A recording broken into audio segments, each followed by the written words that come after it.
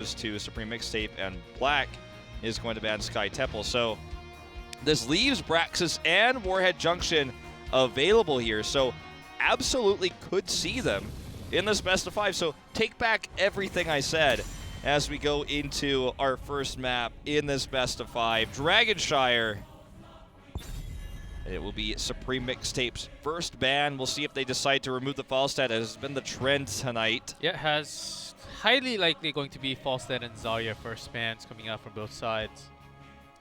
The threat of Kyocha Zeratul is always out there as well. Yep, and Kyocha has been showing just great performances last week, just on Tracer, Tassadar, and lots of different heroes all at the same time. Dahaka as well, let's not forget. So Kyocha has the biggest hero pool the world has ever seen. He's also been forced to, because we're seeing sometimes these non-bruiser, and to clarify what I mean by bruiser, because a lot of tweets about this, any hero that plays like an assassin, which is somewhat tanky, like Artanis, a Sonya, a Greymane could be clarified as this.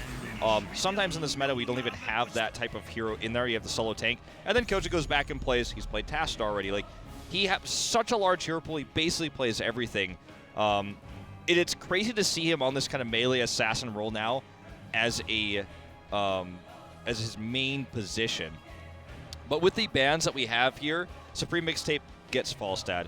Highest prioritized first pick hero in this league. Much more highly prioritized than in the West. We are seeing Falstad win games off of his soaking power, and we'll see if Supreme Mixtape can kind of parlay this into an early or late game advantage. But I think it gives them a big draft advantage here. Yep, and from last week we saw Varian just slowly climbing up the draft. He was within the second rotations or after the ban or right before the bans, but now he has been climbed up to the first pick slot.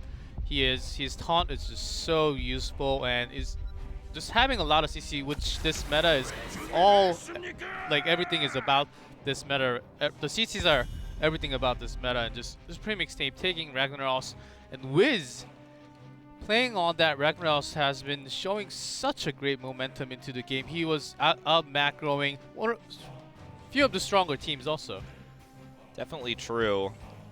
Camera now faces onto Tist as they hover the Karazim ban here. Surprised we're seeing so little of this. We saw it just once in our previous best of 5, but this is what Black is going to hover right now. They're going to strongly consider removing that healer, as already Supreme Mixtape has 2 tanks and a damage. The other thing they could maybe consider is removing Tychus, which we've seen before. Sergeant Hammer seems to be a targeted ban on Dudu, actually, and that's what they're going to do. The thing about Judy is Judy likes to play Rhaegar. We've seen Judy play a lot of Rhaegar, so banning Karazim seems meta in terms of every team, but when you look at Supreme Mixtape specifically, banning the Karazim just feels like a less smart ban. You don't want to ban Dudu's Vala because the Vala doesn't fit the composition anymore. So the Sergeant Hammer ban here, I think, is quite wise, actually. And talking about the ban cards, Supreme Mixtape had, they should be the one banning out Karazim if they actually, no, they took Malfurion, so never mind. It's that Malfurion skin, man. He's like, who am I? I'm like, oh. Like the Masters. But you could be Samuro if I didn't see the label under you. Okay, also Tassadar is a good ban. Even if Tassadar was reworked, still very highly prioritized in the Korean region for now. Yeah, for now. And also that could have unlocked a potential Vala Tassadar composition. It's going to be Dahaka. It's going to be Kyocha's hero this time, though. Not the Tassadar. And Tychus is picked up. So a different type of AD damage. This leaves them some flexibility for their 5th and final pick. And back on the side of Supreme Mixtape, they're probably going to be looking towards that Karazim. Yeah, if Scarlet is able to play on that Karazim just as well as Hyde or Meriday, that would be the choice, definitely, especially against a taunt when you can have the Cleansing Touch at 16. I think I said Judy instead of Scarlet earlier. My mistake, referring to they're friends. Support. It's okay. But anyway, yeah. So Tychus with a pretty high win rate, by the way. That's actually pretty nice. That's like 66 right there, pretty much. Yeah, it's just nowadays there's at least, of course, at least one heavy tank in the front line, but usually 2 So it gives a lot more chance for Tychus to build on his stack and also build on his damage as a front. Like he's not like super high up there, like similar to Li Ming, I guess, but still always chosen. There's the Karazim and there's Li Ming. So I think this is not the most important thing, like not as important as Varian or Falstad, but Tychus and Li Ming, they're always chosen somewhere in the draft, but they're the one that actually makes a lot of difference in the team fights. Absolutely, and with Tychus and Li Ming together, we've seen that combination be very, very powerful. Supreme Mixtape takes Li Ming, which kind of forces Black down the path into Gul'dan here, so they can have both types of damage at range. The only other choice they really had was Vala, which just doesn't really work in this case with the draft they have. Honestly, both drafts look strong. The lead in Globals, I think, goes slightly to Supreme Mixtape, but they both have one. So pretty close drafts. I think it's just going to come down to pure raw skill here on Dragonshire. Map number 1 between MVP Black and Supreme Mixtape here in HGC Korea. Let's jump into the first map.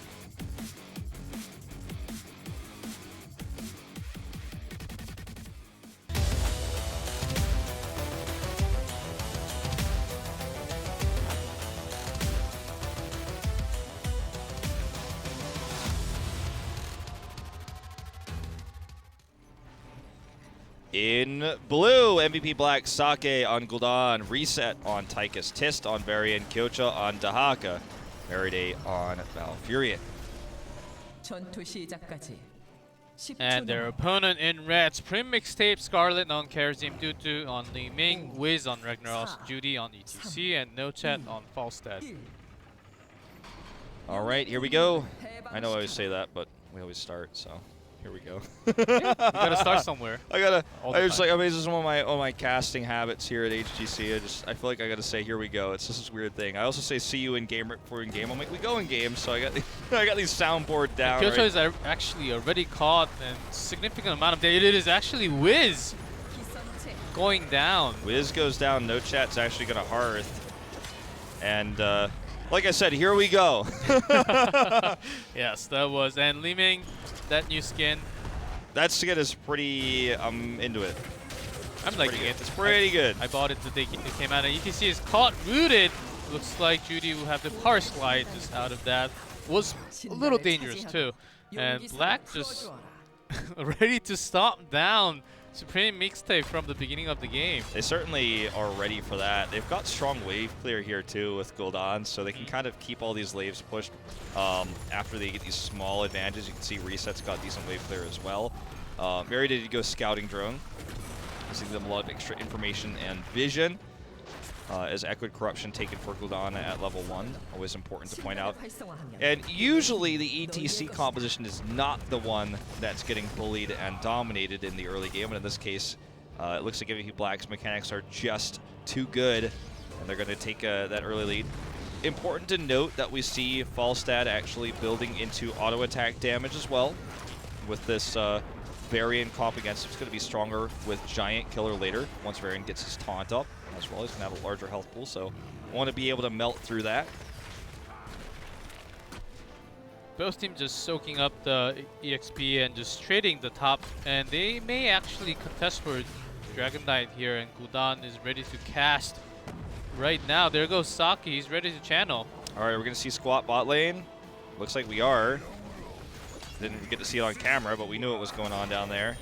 And we said, well, got a little too low, but they have managed to get the Dragon Knight, and it is pushing just by himself. There's nothing that's stopping the Dragon Knight at the moment. So they're soaking a lot of damage, doing so much damage to the towers also. Okay, big root here onto Judy. And Karzim's very low on mana, so they're not going to be able to stick around very long here. No Chat gets knocked away. Not flying. Yeah. Get flying another way, G-Clap. He's sent flying. This is a good position here by Judy to trap Sake behind this wall, getting some extra shots off onto him. But the Dragon Knight has already done its damage. The fact that it was able to do this much in general is already quite a lot. And level 6 right around the corner here for Black, pushing their advantage now into the top turrets. And look, I mean, all it takes is one, control, one positive trade to channel both shrines, grab a Dragon Knight, be efficient with it, you're ahead. And suddenly your opponent's like, oh, we got ETC, we're struggling. Dahaka's so powerful here too because he can simply just sit on a shrine while invulnerable to what I like to call squat it, where you just sit on it and no one can take it from you. Falstead, even though he's global, just can't do that. Yeah, and Black really making significant ganks where sometimes they don't pick up the kills, but still it forces the opponent to go Hearth back home or use that well, and it looks like hold on to that thought. Molten Core already popped and Tisk getting significantly low. This is the kind of thing, I like that you just mentioned that, because this is the kind of thing that this theme I'm trying to push forward today. You don't always have to get the kills. You don't always have to get the camp. Sometimes you get Molten Core. Okay, well, that was their camp. We couldn't steal it. We still have the stronger push bot. They're out of ammo on these turrets. And they wasted Molten Core, which means they don't have that available for the next fight where they might need it. They can't use it to defend our next push. It's gone. It's on cooldown. It's long cooldown. Did we get the camp? No. Did anybody die? No. We didn't get any kills. We didn't lose anybody. But they used Molten Core. Big trade, big win for MVP Black. Yeah, it's all about the macro, especially in the beginning. Before hitting 10, Black really has the favor of going around. They had the right rotations from the beginning. Supreme Mixtape got caught a few times, sometimes even death.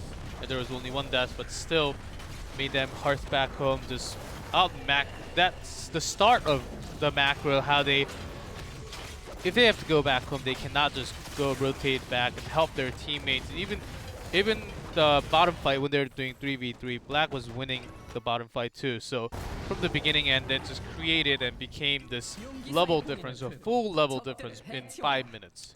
And that full level difference is leading towards heroics. As another channel is here. Supreme Mixtape took their bruiser camp late. They were out of position. They were all there. Trying to rotate down, gets blocked.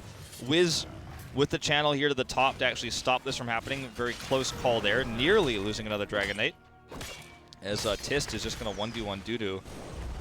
And this push continues. Coach is going to retake this, and we're going to see the channel reset once again. And nothing can stop it this time. They're just going to get it. Judy not in position, unfortunately.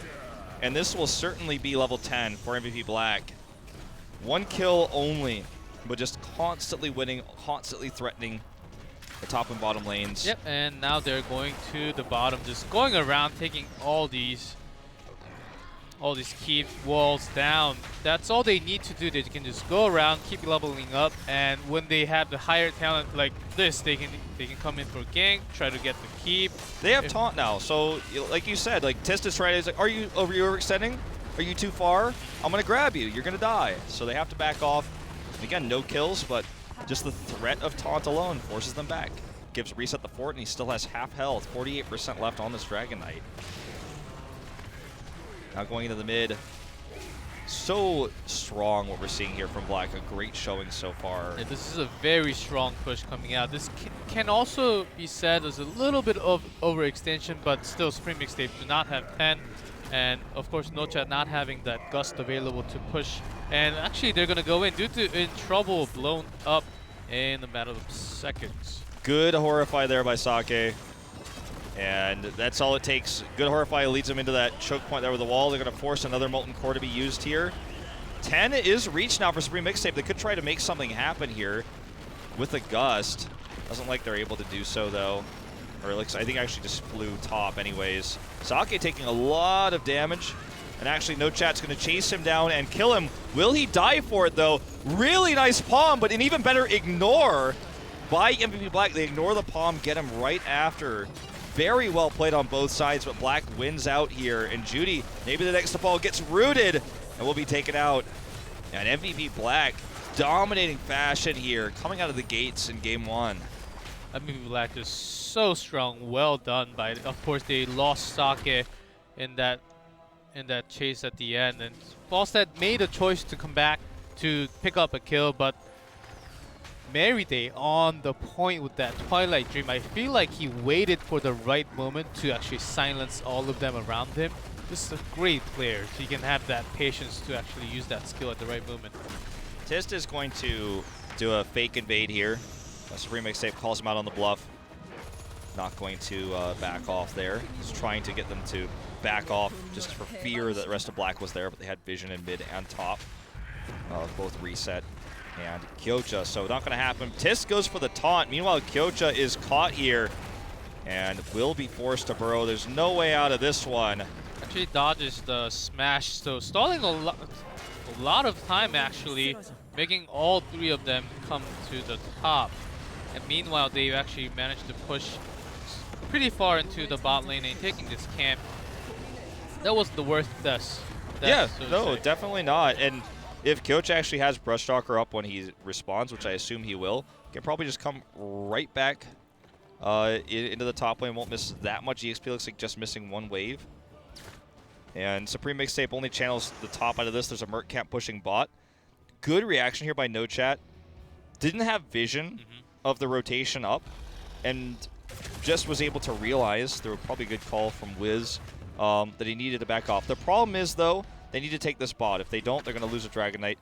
They do get that. So Supreme Mixtape playing on the back foot here, but making a few smart decisions with a lack of information. There's just nothing they can do about this push, though. All their lanes are pushed so hard, despite the fact that Kyocha died earlier. There's just no way for them to deny this, especially down the talent tier. I think they could have went in. It was possible, but waiting for the same talent looks like a smarter choice, and even gonna pop that Molten Core. This is one of the things we've mentioned so many times. No Chat, that's may not be the most safe path to actually escape. It was so unlikely that he was going to do that. The Black was like so confused when they saw him, they didn't even try to capitalize on it. Like, Reset was like, wait, what? Are you here right now? If that variant was a little bit more close to No Chat, he would have been a goner in a second. He's almost a goner here as we see a stage dive coming right into the right into that root. I think that was just to save No Chat from danger. But that's also a heroic basically used for defensive. It's not offensive. They don't have too much, so to say, the skills that initiate the fight other than the Gust and the stage dive. Stage dive was already used, so Gust is basically their only chance to really initiate the fight. And Black, knowing that that's gonna come up, well, stage dive was used. Gust is the only way. Let's just watch for false that coming around. Maybe when it flies around, let's just taunt and just kill it. They lane swapped here too. They sent Kyocha mid while they went top to force a rotation that Kyocha was one step ahead of, because there's no way that Supreme Mixtape could predict that this sort of thing would happen. So they sent Kyocha mid. He got a wave there, got another wave bot. They have 16 now. They got their Bruiser camp at the identical timing, but can now go ahead and take their Siege Giant camp. Not going to invade this, although Test is going to threaten. Supreme Mixtape again calls them on their bluff. And 16 to 14. I mean, it's in terms of camp control, in favor of no one. It's dead even, but in terms of the lanes being pushed and EXP Black is ahead. Then when that next Dragon Knight comes up, this needs to change, or they're just going to simply lose another one. SMT. Looks like Falstad also Gust falls all the way, flies over, and Kyocha manages to just escape from this so much, and that's actually wasted on top just now. Yeah, that's a huge commitment of resources for a gank that failed, which is going to cost them a lot of their keep wall here. In fact, going to cost them at least one cannon tower. With these Siege Giants here, it might be both. As you can see, Sake is just repeatedly throwing spells, the fells at this second cannon tower. They're going to get both. And that's, I mean, I don't think they're going to be able to get anything more than that, but that's quite significant. That means this keep is open, which means that next time they get a Dragon Knight, if they should, the next Dragon Knight will be channelable in about 5 seconds. They get the next Dragon Knight, they have an open keep. They can just go directly towards. Goja's going to go over here and control this, at least wanted to. It's going to be 2 tops, so he can't get on there. Yeah, MVP Black just outclassing Supreme Mixtape, as they just have so much more experience into playing this game and knowing the battleground, what to do, when, how to distribute, like who to go up, who to go down. Yeah. Just focusing and the macroing here looks pretty on top, and Kyocha is in a little bit of danger, but look at this. All 5 of them committed their time to come up, and gank failed, so they lose EXP. They are going to lose this neutral Bruiser camp again. Remember, the keep wall is open, so that's quite significant. Varian in the mid got a lot of extra soak, so double the extra EXP during this moment. The pressure with this cap. They push this wave out so that there's a lot of buffer for this cap. We're going to see a stage dive come in here from Judy. Again, right into the root because this is predicted by Meriday. Judy will survive, but No Chat is not so lucky. And this push is now onto the keep. 13.5 minutes into the game. Going to force another Molten Core while the Dragon Knight is channeling. MVP Black is walking all over Supreme Mixtape here in this first game. Exactly what happened. Falstad flew over right into Varian and was taunted and blown up in a second. Yep, and without that gust, they can't really initiate, and stage dive was also used just on that front line. Judy taking a lot of damage, almost taken down. They get this keep pretty easily. And the Dragon Knight still 65% health, 40 seconds left. They're going to start working on mid. See Mirror Ball taken here for Dudu. He's got a lot of extra poke damage to try to slow this down. Actually good dodges on that Corruption as well. Did go Echoed Corruption, Sake did. As you can see, already has the stacks. It's repeating, so he just chunked half the team down with one skill. And 20 is fast approaching. Yep, really soon here for Black. Feels like they are just playing for fun, actually. They're not trying super hard to overextend and make some flashy plays.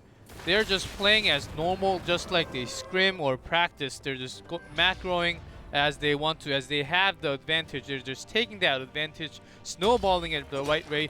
Like cooking, there are just lots of ways to cook a meal. Like there are lots of different ingredients, but this seems to be the right choice that can actually not go wrong in it's a solid recipe, G-Clef. Yeah. We'll see if Judy can turn this fight. Does get palmed here right away, and it's a kill already onto Varian. There's the gust to disengage, but it looks like Ragnaros is going to be the next to fall. Dudu, Kyocha is on top of him. He survives for now. He needs more resets in order to win this fight. No Chat does survive, but this is still a one fight for Black, who is about to hit 20, and with reset on this Odin, they're just going to start pummeling at this keep. With this wave cleared, I believe they will get 20. In fact, there it is. And they're just going to keep using Echoed Corruption here to poke at this keep. No reason to overextend, just siege it. They have a good comp that allows them to siege. Yep, even Demonic Circle used right in front of them. That's a big taunt right there. And still Twilight Dream available and taunt. So there's, if Supreme Mixtape actually overextend that even a little bit, they're going to punish them for it. They have Bolt for Meriday now as well. You can see some flashy Bolt Twilight Dreams. More than likely to just be used for escapes along with his Ice Block, but he can now aggressively try to get roots a lot easier because it's less risky when he has two different ways of escaping the danger, as it were in this case, which is mostly going to be the ETC stuns and the Sulfuric Smash from Ragnaros. This top fort is still up, so this is not a significant push for Black. There's no reason for Supreme Mixtape to be extending here. In fact, and getting caught because they're against 20. We do see that cleanse come out here onto No Chat. Judy is going to go right into the fight. He's immediately taunted. And even Molten Core popped, and the Haka doesn't seem like he wants to join the fight. He can just pick up that EXP and keep pushing that bottom lane. Supreme Mixtape needs to realize this at the moment. Looks like they are about to realize that their core is going to go down soon. If this Sake does go down from the fight, but still. And Kyoto's Advantage actually joins the fight right now. All right, Tist comes in, gets the lockdown of the No Chat again, but no kill. And two catapults now on the core in the bot lane. Kyoto's trying to help block Wiz in. It's a 5v4 in SMT's favor, but they don't have 20. And I don't know if they're going to be able to win this fight. Wiz trying to stay alive here, but he goes down. Judy's probably going to be the next to fall. There's a great route here. Predicted Meriday did where Scarlet was going to be. There's the kill onto Li Ming. And this is just looking like things are going from bad to worse for Supreme Mixtape as now they're caught up here. They will probably be wiped, which may end up losing them the game. Scarlet actually tries to get the kill onto Meriday, is silenced and killed. At least No Chat escaped, but for how long? Remember, Catapult's pushing bot, stacking up again.